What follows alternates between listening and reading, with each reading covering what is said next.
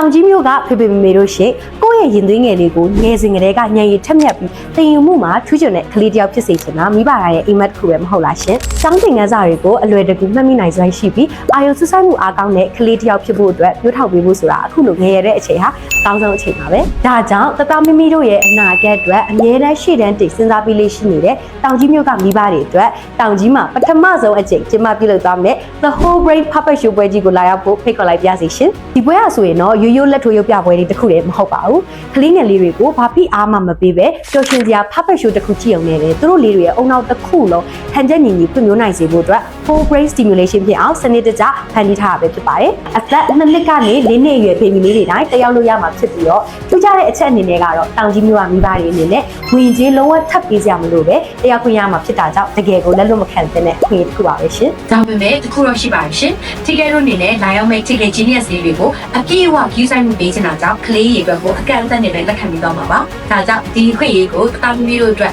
အရည်ပေးချင်တယ်ဆိုရင်တော့အခုပဲ comment မှာ PUP လို့ရိုက်နေပြီးသင်ပေးကြလိုက်ပါဦးနော်။